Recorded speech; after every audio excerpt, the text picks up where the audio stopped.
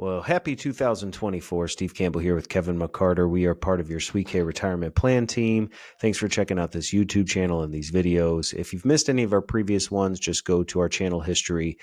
Kevin and I have been recording videos for the last few months, really in correlation to the blog posts that we've been releasing to each one of you as participants and employees in these plans.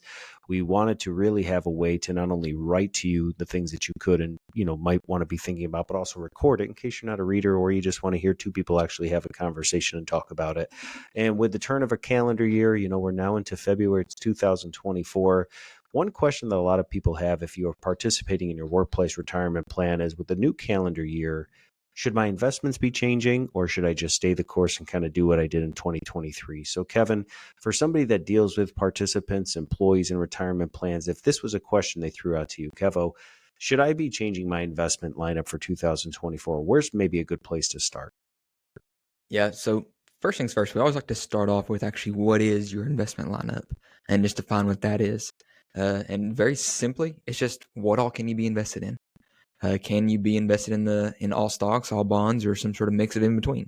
Right? All your investment lineup is just what are your options you can choose from in your retirement plan. And a lot of times whenever we meet with people, they always ask, like, am I invested okay? Am I doing what I need to be doing? And there is no shooting from the hip answer you can give to that. You always have to first unpeel it a little bit and say, first things first, like, what are you trying to do with this money? Are you trying to grow the biggest pot of money possible? Or are you just trying to conserve as much money as you have right now? Whenever we're talking about, like, if somebody's 20 years old versus 60 years old, that's a different discussion about what their investment should be doing.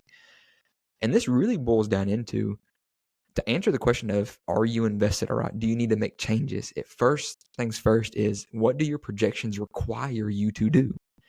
If your projections, whenever you build all these out, if you have enough money to make in retirement, your investments, they might not need to actually work as hard as somebody else who might be younger, just getting started, or somebody who's nearing retirement that doesn't have as much money saved up, right? And so whenever we look at how should you be invested, first things first is it needs to be dictated by what do your projections require. Do you need to be aggressive and try to make more money in your investments, or can you be more conservative and just protect what you got? Right? Because again, that's where you're able to really answer those questions with good confidence about what you're doing.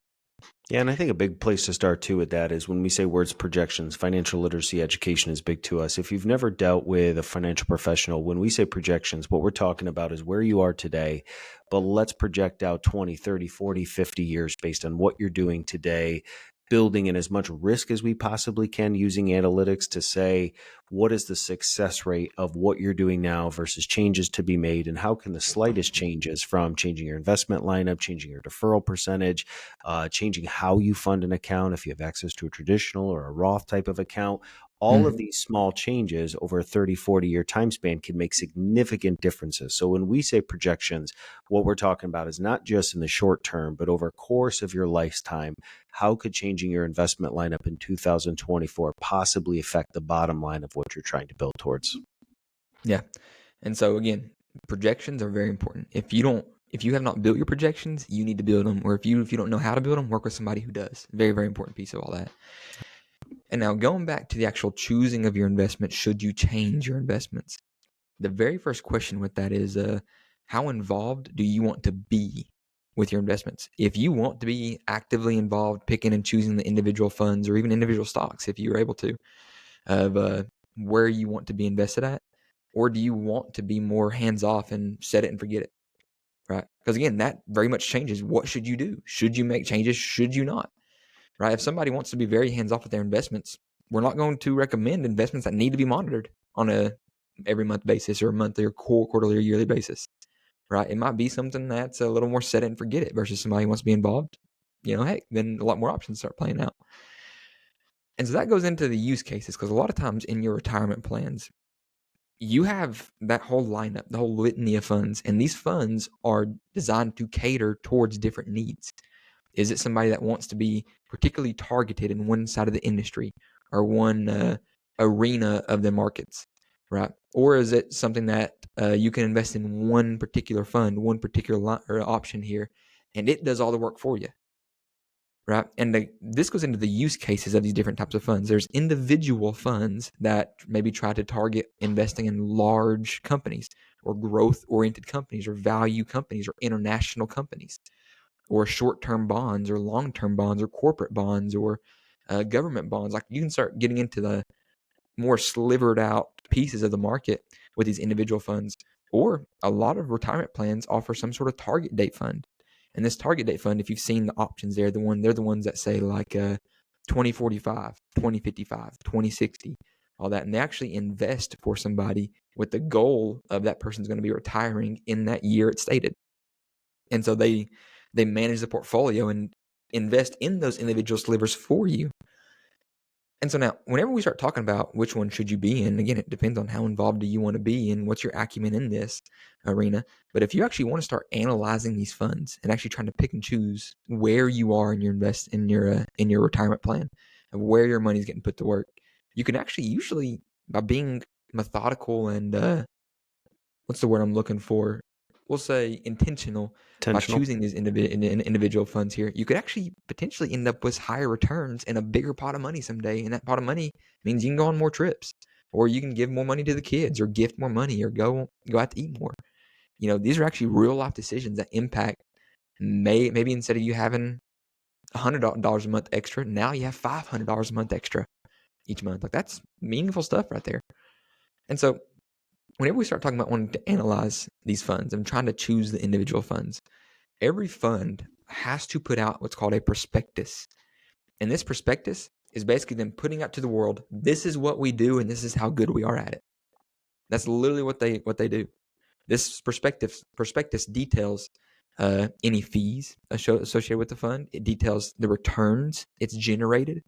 It details its objective. This is an interesting topic here because a lot of times people will compare the S&P 500, which is broad-based barometer of the stock side of the market. They'll compare how their 401k did against the S&P 500, or they're compare how their simple IRAs performed, or anything like that compared to the S&P 500. But their investments aren't actually all stocks. The S&P 500 is all stocks, but then your investment account is a mix of stocks and bonds, likely. And so they're comparing like two things that shouldn't be compared to each other in the grand scheme of things, right? And so whenever we start looking at these individual funds, you have to understand the fund's objective here. There's some funds, some investments, their sole objective is actually just to not lose money. Mm-hmm. As in, they're not trying to make double-digit returns. They're just trying to eke out 1% to 2% returns. If the market does bad, their goal is to not lose money, stay above zero. And there's some funds where their goal is to try to get out there and make as much money as possible. And they're going to be the ups and downs and all arounds and the double-digit returns and also potentially the double-digit losses here. And so you have to understand each of these funds, what is its objective here? And that goes into like target date funds. Their objective is to invest for somebody with the goal of retiring in 2045 or 2050. Whereas another fund, their goal might be to only invest in large-based growth-oriented companies. Right? So you have to understand first, what is the fund's objective? And this is where the prospectus comes in because it actually tells you, there's usually a blurb on there, our objective is to invest in this manner. Our objective is to maintain half stocks, half bonds. Our objective is to do this. We compare our performance to this fund, to half of the S&P 500 and half of the Barclays U.S. Aggregate Bond Index, right? And that's how we compare if we're doing a good job or not. This is all really important because whenever you start looking at the returns of these different funds, some of the more growth-oriented funds, they're going to have a little bit more ups and downs and all around. That's that volatility people talk about. But if you look at them on the long, like 10-year annualized returns, annualized being like what is the rate of return you would have made per year here, some of those funds actually outperform by a couple percentage points these target date funds, right? And so for somebody that's maybe younger in their career, just getting started, maybe something more growth oriented that, yes, we understand it's going to have more volatility in there, but we know in the long run it might produce higher returns, may be applicable, right? And this goes into those pieces here of whenever you invest in these funds, you are actually giving your money to a money manager to invest with. And a lot of times people think like, no, I want to be a DIY, do it myself kind of guy. And I want to invest my own money my own ways, right? And, all power to you. Well, whenever you do that, you're actually giving your money to a money manager to do. And that's the whole point of why these funds are out there, is to invest people's money collectively and such like that. And so whenever they do that, these money managers, their goal is to produce a return, but also they got kids to take care of, wives to take care of, husbands to take care of, all these things like this. They need to put food on the table. Usually they charge what's called an expense fee to the consumer, we'll call it, of this investment fund. And this expense fee is usually broken down as a percentage, or commonly rephrased as an expense ratio. And usually on your fund lineup, it'll actually show you this is the 1-year return, 3-year return, 10-year return, since inception return of this fund. And then right beside of it is the expense ratio of that particular fund, of how expensive is it to be in this fund. And a lot of times people say, oh, I only want to choose those really cheap funds, right? Because they're cheap. Well, a lot of times, if you start looking at all these different funds, there could actually be a fund with a higher expense ratio that actually has way higher performance. And all those performance numbers there, they are net of fees, meaning that if a fund produced 15% returns and their expense ratio is 0.5%, they're going to show you they made 14.5%. And so whenever you start looking at and comparing these funds and start comparing performance of these different funds, the performance is net of fees. And so if you see a fund net of fees producing higher returns than a cheaper fund, and they do this consistently over the 1, 5, 10 year since inception averages here, is it better to be in that fund than maybe something cheaper? Potentially. Mm-hmm. Right? And so you have to, if you want to start picking and choosing your individual funds, first things first, you got to base it on what does your projections require of you? And then how involved do you want to be in this? Yep. Is it something you want to set it and forget it? Or is it something you want to maybe every 3 years you want to check in on it? Maybe it's something you pour in a lot of research into, saying this is how this fund invests. They have a good track record of doing it. I'll invest in this fund and I'll check it in once a year. Right? If you start doing these little things here and actually understanding what it is you're investing in, reading through these prospectuses, and these prospectuses are pretty big. You probably don't have to read through every single page. You can probably look at the front page of it and it gives you most everything you need to know.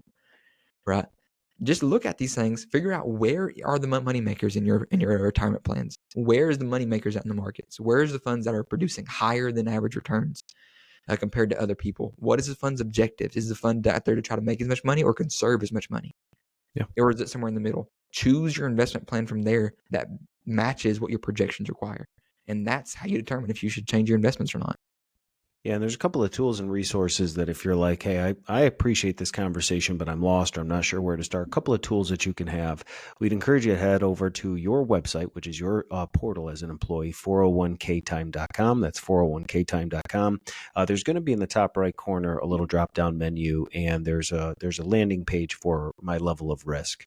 On there, we've put together a questionnaire that you as a participant or an employee can fill out today, and it will give you basically a baseline of how your money could be invested based on the way you're answering questions today. Use that as a baseline. If you are somebody who has questions, don't forget you can always schedule a free or complimentary annual review with our team. We will sit down with you, make sure things are working as they should be, answer some basic questions about your plan, and provide guidance.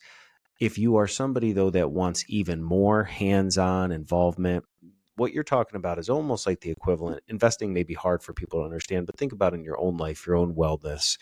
A target date fund is very much like a very vanilla workout plan. It's something that's built that should probably help you at least get off the ground. It keeps you relatively safe. It gives you a balance, a full body workout. But if you're somebody who's like, hey, I really want to ramp up 2024, I want a custom workout. Now you're talking about maybe what you were saying with the individual mutual funds and taking more ownership. But sometimes it's helpful to have a trainer. If you are somebody who's out there, schedule that free complimentary review. We will help you understand your retirement plan. But if you're somebody who wants more, just realize that our team can talk with you about taking your planning to the next level if you've never had a projection or want to know what that looks like. Because we have seen a lot of challenges in the years working with employees that will have multiple retirement fund date, target date funds in one account. And you're thinking, is that a bad thing? Connect with our team. We will help you understand maybe some risks that you might be taking there. But we want to give you resources that can empower you to get the most from your money in life. This is what we would call a simple, complex question. Should you change your investment? Sounds simple, but it's very complex because your life is very unique to who you are. If you're married, you have a significant other, if you have kids, how long you're going to work. It's not a boilerplate. It all depends, but it does depend with intentionality so that you can get the most from your money in life. So as always, thanks for giving us a listening ear. Happy February. Happy 2024. We want this to be your best year yet. Don't go in blind. Our team is here to help you if you need any help along the way. But again, thanks for stopping by.